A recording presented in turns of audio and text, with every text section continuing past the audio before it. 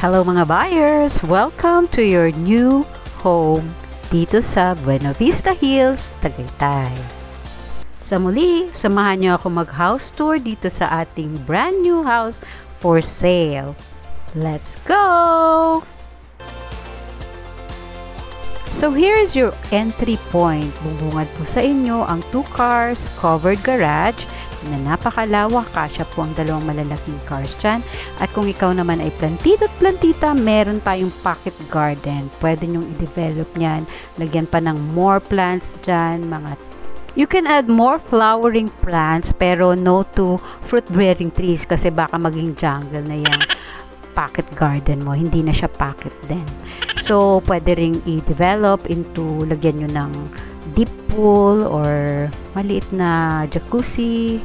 There's area for development dyan, kaya maganda rin i-develop. Now let's go inside. See, wow, ang ganda ng ilaw, lalo na paggabi, diba? Eleganteng elegante yan. You know, look at that. It's nice. Wow. Paggabi to ang ganda. See? Hindi nahilo kayo. Anyway, let's go! Now we're here inside and this is your dining area. Napakalawak po ng dining area. So, kaya dyan ng 10-seaters, 8-seaters na table, long table. Kaya maluwag naman po itong area ng dining mo. Yan, ilaw. So, this is your dining area kung saan nangyayari ang kainan habang nagchichikahan with your friends, loved ones, guests, and everything. So, imagine yourself doing that here in this area.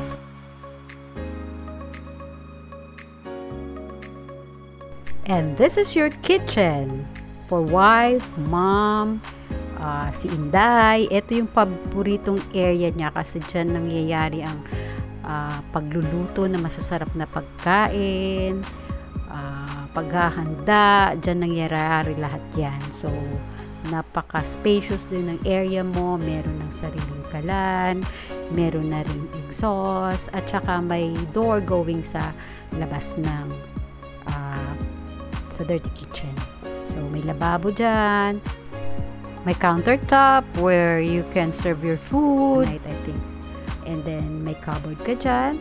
Then, katabi lang siya ng dining area. So, very accessible.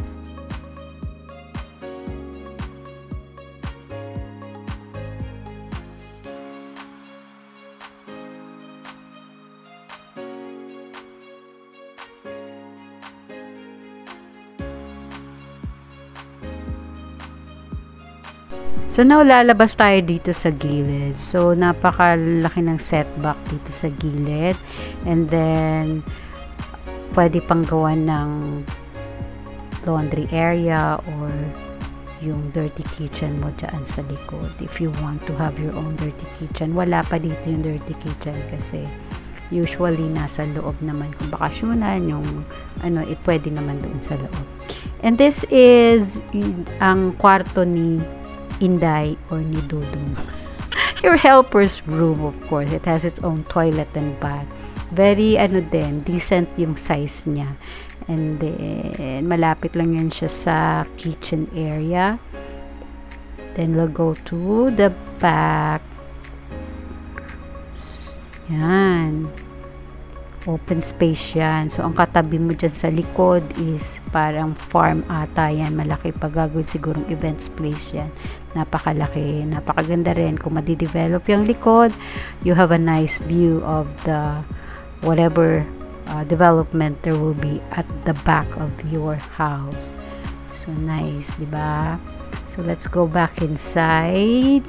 Tapos na tayo dito. Medyo hindi pa siya tapos ang papagawa, nagre-retouch pa. So, meron pang mga gagawin as of this recording.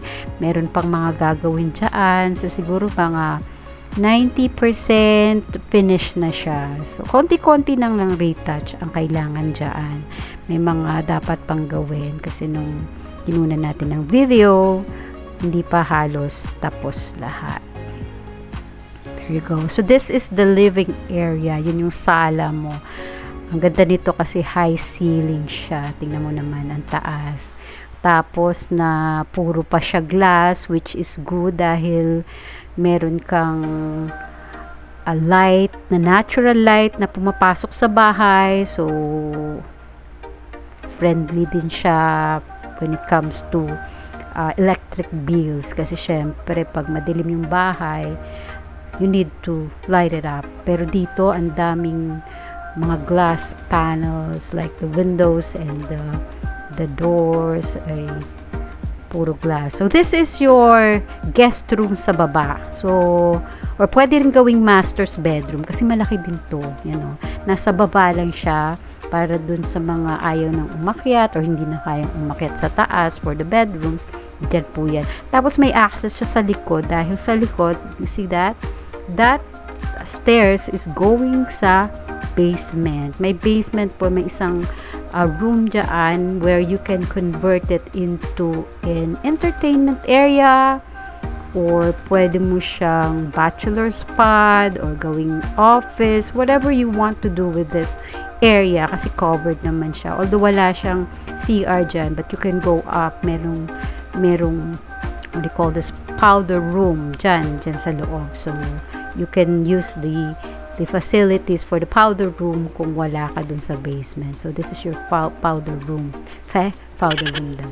Anyway, let's go upstairs. Punta tayo sa taas. So, may isang room dito sa baba. Then, we'll go upstairs kasi meron tayong 3 malalaking room din na may sariling mga bathroom lahat yung kwarto na yan. So, let's go. Yan, mataas din. High ceiling siya. So, yung liwanag talagang magandang liwanag nito kasi natural light ang pumapasok sa bahay. Then, there you go. It is the hallway. So, pagdating mo pagland mo sa taas, sa right, nandoon na yung pinaka-master's bedroom. Yan. Tingnan nyo yung taas ng ceiling ng living area. So, dito sa right, pupunta tayo sa right, yan. Yan yung master's bedroom, your own bedroom. Malaki siya. So, it has a balcony na pwede kang mag-view ng tanawin sa labas, no? And you can have coffee table as well siguro dyan. Maganda or I don't know, whatever you want. Pero maganda dyan dahil napaka aliwalas at maganda ang view mo dyan sa area na yan. So, yung master's bedroom mo, merong balcony. So, ayan. At ito yung ating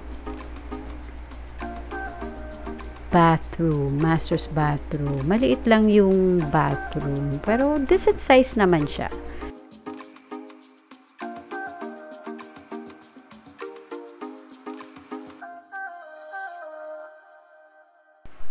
So now let's go to the other rooms.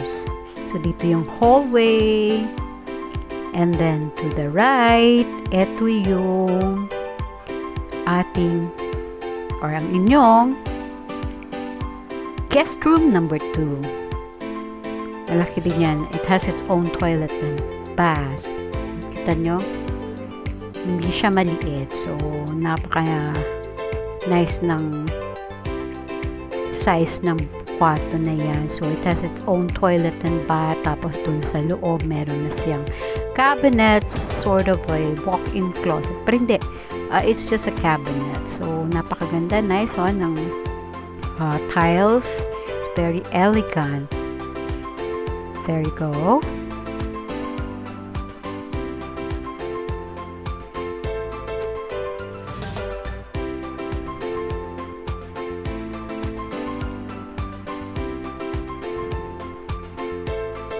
Then we'll go to the next bedroom. That is the guest room number 3. So, actually, pareho lang yung size nila dun sa guest room number 2.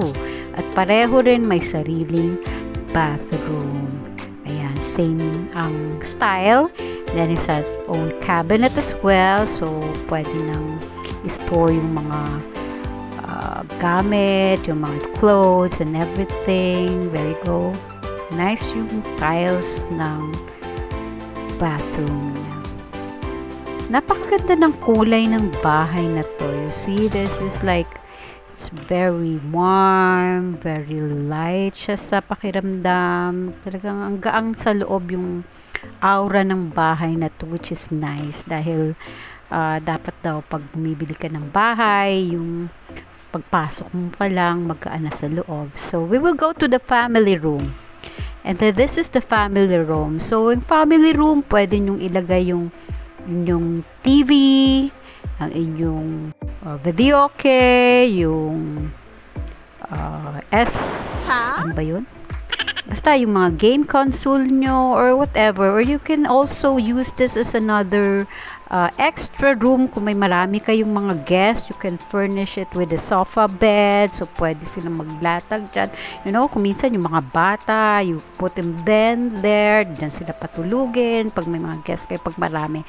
So, this family room is ideal for that. Enclosed naman din siya. And then, meron siyang balcony sa gilid. So, napakalaki ng balcony. So, if you have parties and may mga guest ka dyan, and mag-wine kayo or what, I don't know. But this is a nice area in the house na pwede mong ipagmalaki sa mga guest mo dahil pwede kayong mag-bonding dito.